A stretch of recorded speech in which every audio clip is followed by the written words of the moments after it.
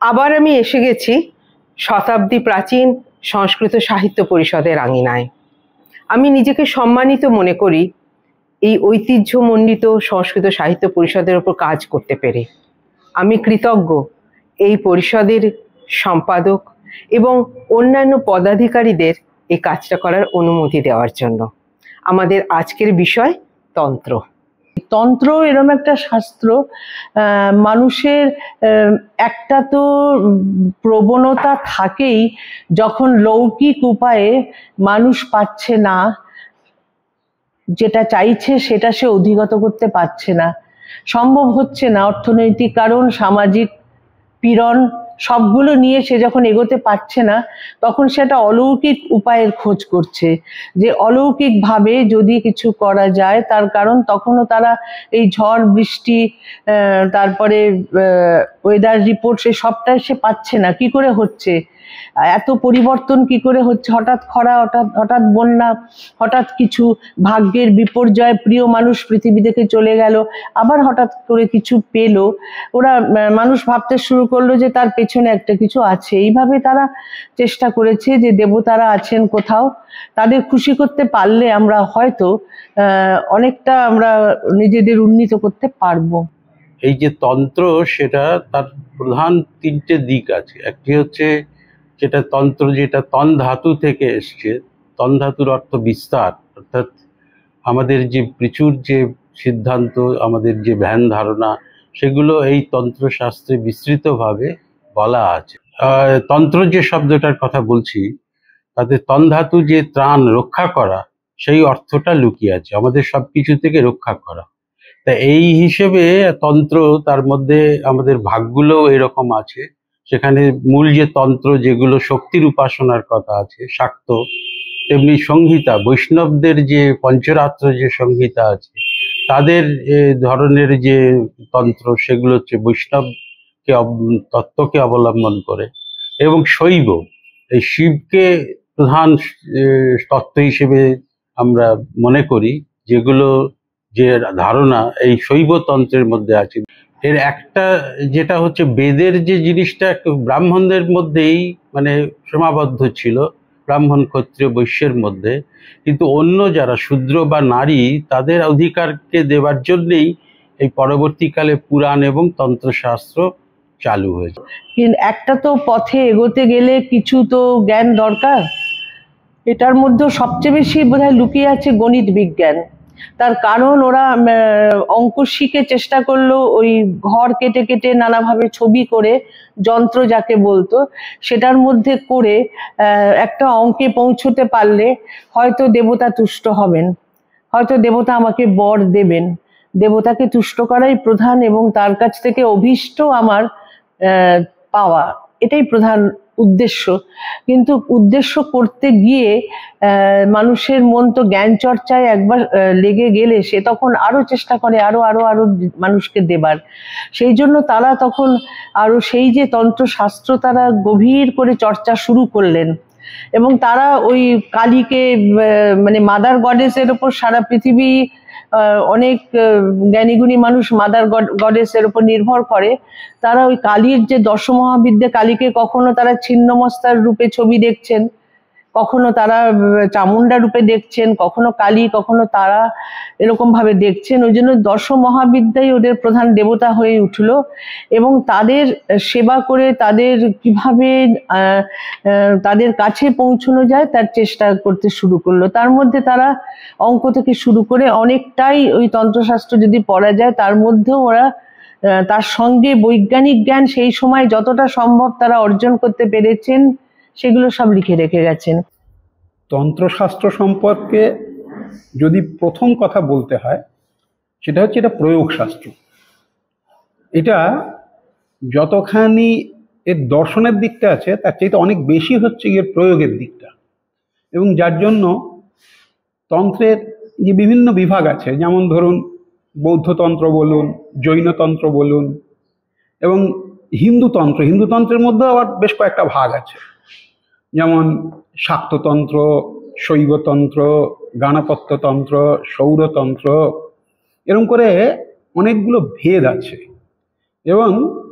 সেই প্রত্যেকটা ভেদের মধ্যেই আপনি যতটা দার্শনিক দিক পাবেন তার চাইতে অনেক বেশি হচ্ছে গিয়ে আপনার প্রয়োগের দিকটা।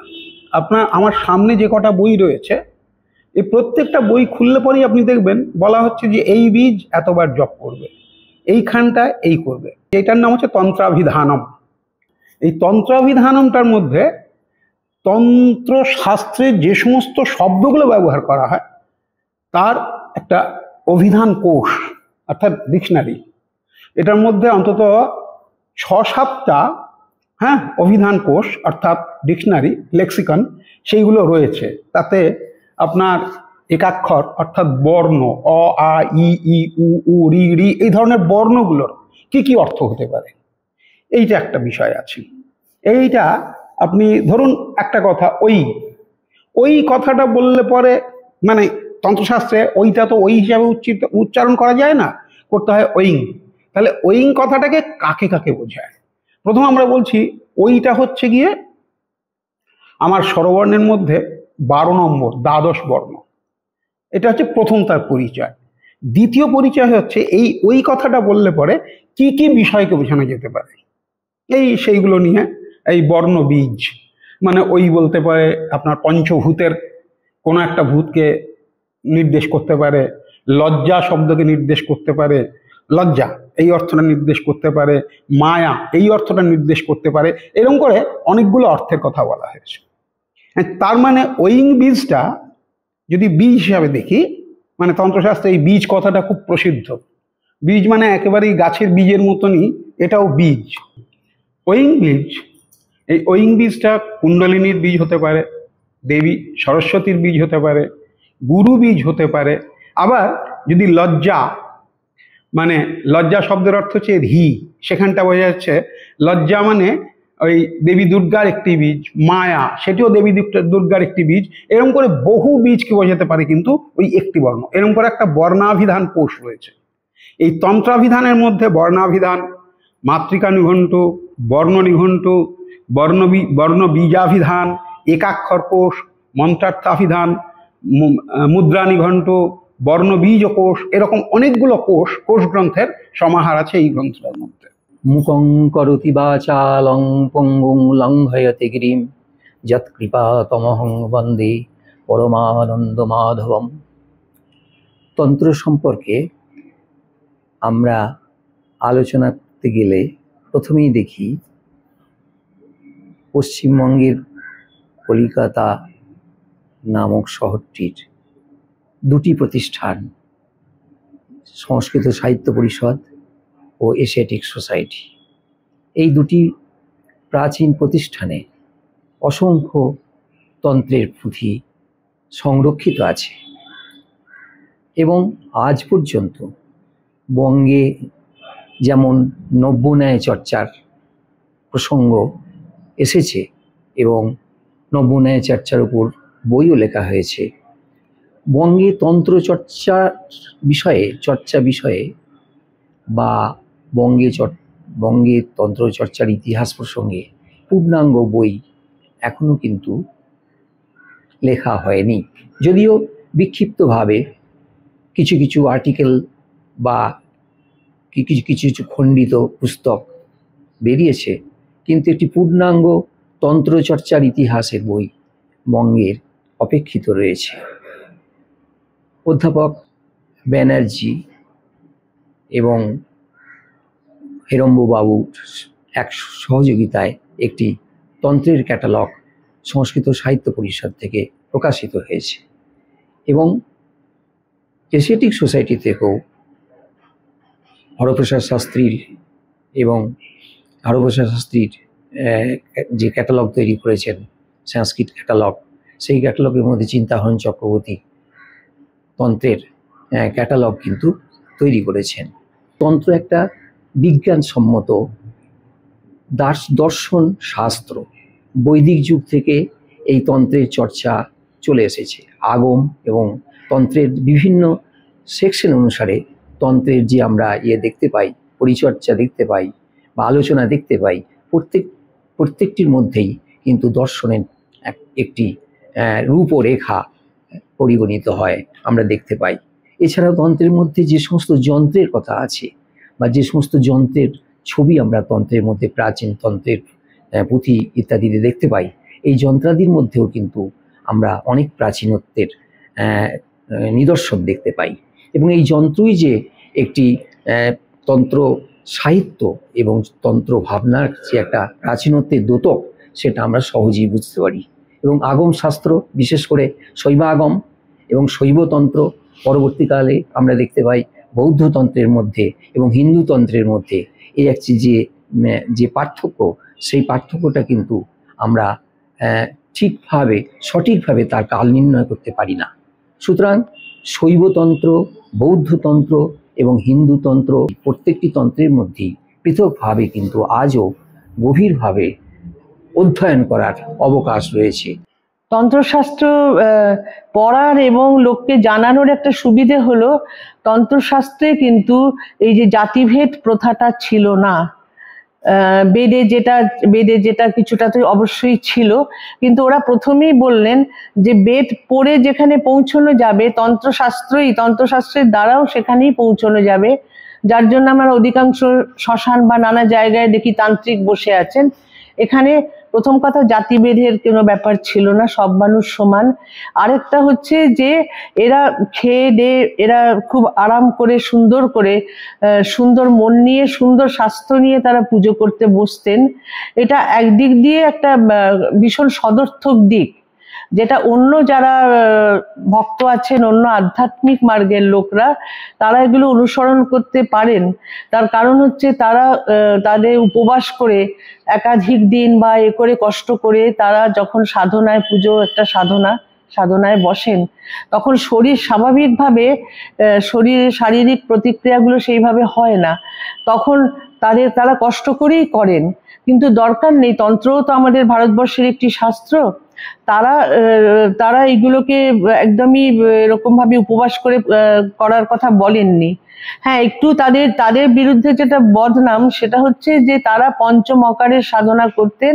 সেই মদ্য, মাংস, মৎস্য, তারপরে মৈথুন ইত্যাদি মুদ্রা, এরা যে পঞ্চমকার বলেছে, তার মধ্যে সবই যে আমাদের নিতে হবে, সবই যে সবাই নেবেন এরকম ভাবার কোনো কারণ নেই।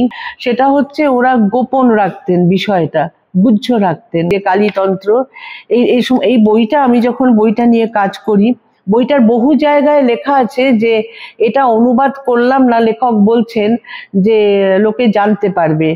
আসলে ওই একটা রহস্য ভেদ করা, এদের এইটাই টার্গেট ছিল, একটা রহস্য ভেদ করে আমি একটা অলৌকিক উপায়ে একটা কিছু করে দেখাবো, গোপন রাখতেন। যার জন্য তন্ত্রশাস্ত্রের আমার মনে হয় তার যে প্রসারটা হয়নি বেশি। কিন্তু আমি যেগুলো ওরা বলেছেন সেটা গোপনই রেখে, যেটা ওরা যে জায়গাটা বলেননি সেই জায়গাটা অনুবাদ করেছি আমি। আমাদের প্রায় 790টা আমাদের যে পুঁথি আছে তন্ত্রের ওপরে, সেগুলো প্রথম ভলিউম যেটা বেরিয়েছে, a descriptive catalogue of Sanskrit manuscripts, এই যে বইটি, এই বইটিতে সব লিপিবদ্ধ করা আছে, তার ক্যাটালগ করা আছে, তালিকা করা হয়েছে এবং সব বিবরণগুলো দেওয়া আছে। এগুলো টেবল সিস্টেমে, ট্যাবুলার ফর্মে এগুলো করা আছে। আরও পুঁথি আমাদের সংস্কৃত সাহিত্য পরিষদে রয়ে গেছে, যেগুলো ক্যাটালগ করা এখনও সম্ভব হয়নি। আমাদের যে NMM অর্থাৎ ন্যাশনাল মিশন ফর ম্যানুস্ক্রিপ্টস, আমাদের যে এই পুঁথি সংরক্ষণের যে পরিকল্পনা, সেইটাকে তারা অনুমোদন দিয়েছেন এবং এই পরিকল্পনা, এই স্কিমে আমাদের কাজ চলছে। আমার সামনে যে কটা বই রয়েছে তার মধ্যে একটা বই হচ্ছে তন্ত্রোক্ত নিত্যপূজা পদ্ধতি। এই নিত্যপূজা পদ্ধতিতে এই আপনার প্রয়োগ বিধিটা খুব সুন্দর করে বলা রয়েছে, কোন দেবতাকে কিভাবে পূজা করা হয় বেশিরভাগ। এর বাইরে যে 3টি গ্রন্থ আছে তার মধ্যে একটি গ্রন্থ হচ্ছে তন্ত্রতত্ত্ব। শিবচন্দ্র বিদ্যার্ণব এনার নাম ছিল, ইনি নদিয়া জেলার মেহেরপুর বা মেহেরখালী এরকম একটা জায়গা ছিল, সেইখানে থাকতেন উনি। ইনি কলকাতাতেও এসে কিছুদিন ছিলেন।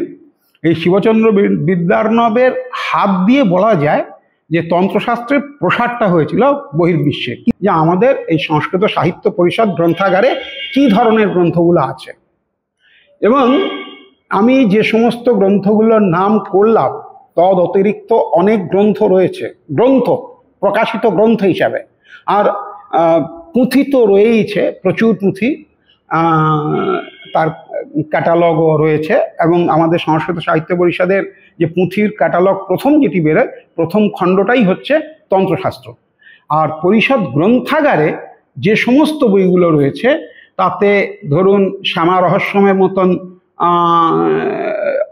সপ্তদশ শতাব্দীর শেষ ভাগে রচিত গ্রন্থ রয়েছে। তাতে রয়েছে কালীবিলাস তন্ত্রম, অষ্টাদশ শতাব্দীর প্রথম দিকে রচিত গ্রন্থ। আর ওই যে শ্রীবিদ্যার কথা বললাম, ওই শ্রীবিদ্যা সংক্রান্ত অনেক গ্রন্থ রয়েছে। এবং তন্ত্রে বিবিধা বলে একটি অংশ আছে আমাদের এই পরিষদ গ্রন্থাগারে, সেখানে কিন্তু ওই তন্ত্রের আলো, তারপরে এই রকম সমস্ত বই রয়েছে, বিভিন্ন বই রয়েছে। এবং সেই বইগুলোর মধ্যে আমাদের পরিষদ থেকে সতীশচন্দ্র সিদ্ধান্ত ভূষণ বলে একজন বিখ্যাত পণ্ডিত, তিনিও খুব বড় সাধক বংশের সন্তান, পূর্ণানন্দ বংশের তিনি সন্তান। সেই পূর্ণানন্দ বংশের সন্তান সতীশচন্দ্র সিদ্ধান্ত ভূষণ মশাই, তিনি কালীতন্ত্রম এখান থেকে প্রকাশ করেছিলেন 100 বছর আগে। আবার যদিও আমাদের নতুন করে আমাদের সম্পাদক সেটিকে পুনঃপ্রকাশ করেছেন। এবং এই কালীতন্ত্রম ছাড়াও আরও বেশ কিছু গ্রন্থ ছিল আমাদের এখানে রয়েছে, যে গ্রন্থগুলো এখন কিন্তু বাইরে দুষ্প্রাপ্য। যদিও কিছু কিছু গ্রন্থ কোনো প্রকাশক এখন প্রকাশ করছেন, যেমন কুলার্ণব তন্ত্রের একদম প্রথম যে প্রকাশ রসিকমোহন চট্টোপাধ্যায় ঢাকা থেকে প্রকাশ করেছিলেন, সেটা পাওয়া যাবে। রসিকমোহন চট্টোপাধ্যায় একটা তন্ত্রের সংকলন, তার মধ্যে মানে সেই গ্রন্থটি এখন অতি জীর্ণ, 100 বছরের মতন বয়স হয়ে গিয়েছে, 100 বছরের বেশি ছাড়া কম হবে না। সেই গ্রন্থটি আমাদের পরিষদ গ্রন্থাগারে আছে, বহু তন্ত্রের সংকলন সেখানে রয়েছে রসিকমোহন চট্টোপাধ্যায়, এবং সেটা বাংলা অক্ষরে লেখা। এছাড়া যে সমস্ত গ্রন্থগুলো রয়েছে এগুলো সবই কিন্তু আপনার, বারবারই বলছি, এগুলো সবই কিন্তু সাধন শাস্ত্র, প্রয়োগ শাস্ত্র। এবং এই প্রয়োগ শাস্ত্রের ভিতর থেকে কিন্তু আবার ওই দার্শনিক ভিত্তি বা মতবাদের ভিত্তিটাও কিন্তু খুঁজে পাওয়া যেতে পারে। এবং পরিষদে প্রায় 1500 সংগৃহীত ছাপা বই, তন্ত্রের উপর ছাপা বই রয়েছে। এবং আমাদের এই যেটি আমাদের এই ক্যাটালগ রয়েছে, এই ক্যাটালগে আপনার মানে 65 পৃষ্ঠা ধরে এই গ্রন্থগুলির পূর্ণাঙ্গ বিবরণ রয়েছে।